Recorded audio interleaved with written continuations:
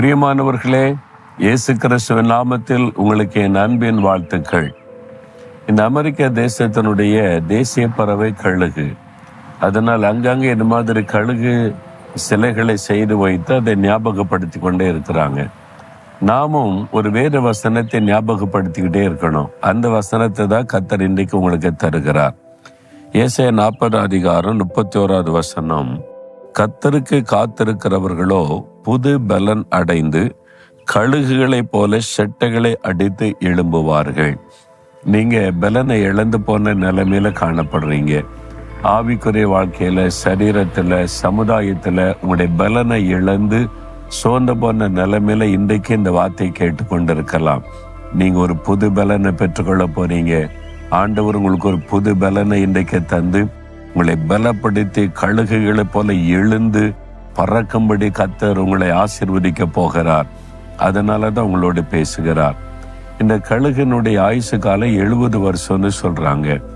ஆனா 40 வருஷம் ஆன உடனே அது கொஞ்சம் பலவீனப்பட்டு, அதனுடைய நகங்கள் தான் அதுக்கு ரொம்ப வல்லமை உள்ளது. அது பலவீனப்பட்டுருமா, அழகு பலவீனப்பட்டுருமா, அதனுடைய ரெக்கை அடிச்சு எழும்புகிற காரியத்துல பலவீனப்பட்ட உடனே அது ஒரு 150 நாட்கள் தன்னை தனிமைப்படுத்தி கொண்டு ஒரு உயரமான இடத்துல போய் தனிமையாக இருக்குமா.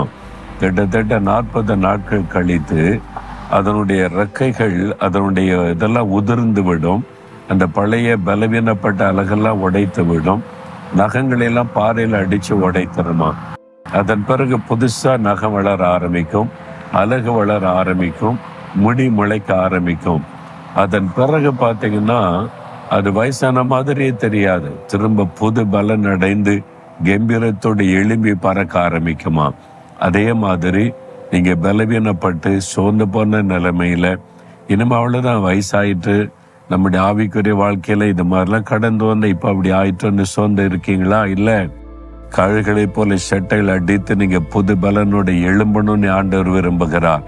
அதனாலதான் புது பலனை இன்றைக்கு உங்களுக்கு கொடுக்க விரும்புகிறார். கழுகுக்கு எப்படி தேவன் புது பலனை கொடுத்து எழும்ப பண்ணுகிறாரோ, உங்களுக்கு புது பலனை கொடுத்து எழும்ப பண்ண விரும்புகிறார். கொஞ்சம் காத்திருந்து ஜெபிக்கணும். அதுதான் ஆண்டவர் எதிர்பார்க்கிற காரியம்.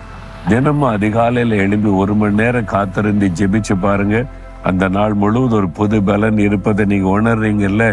என்றைக்கு நீங்க ஜெபிக்கலையோ அன்றைக்கு பலவீனமா உணருவீங்க. அதனால தான் அனுதினமும் அதிகாலையில எழுந்து வேத வசனத்தை வாசித்து தியானித்து ஜெபிச்சு ஒரு புது பலனோடு உலகத்துக்குள்ள நம்ம வரணும். அப்ப அந்த நாள் முழுவதும் நீங்கள் பலனோடு இருந்த காரியங்களை செய்வதை உணர முடியும். இந்த நாள் ஆண்டவரை பார்த்து சொல்லுங்க, ஆண்டவரை கழுகுகளை போல புது பலனை தாரும். தகப்பனை, இந்த மகனுக்காக, இந்த மகளுக்காக ஜெபிக்கிறேன். சோர்ந்து பலவீனப்பட்டு மனம் அடிவோடு இருக்கிற இந்த பிள்ளைகள் மீது உம்முடைய வல்லமை இறங்கட்டும். கழுகுகளை போல புது பலன் அடைந்து செட்டைகள் அடித்து எழும்பும்படியாய் புது பலனை உம்முடைய பிள்ளைகளுக்கு தாரும். இன்றைக்கு ஒரு புது பலனோட காரியத்தை நடப்பிக்க அற்புதம் செய்யும். இயேசுவின் நாமத்தில் ஜெபிக்கிறேன் பிதாவே. ஆமேன், ஆமேன்.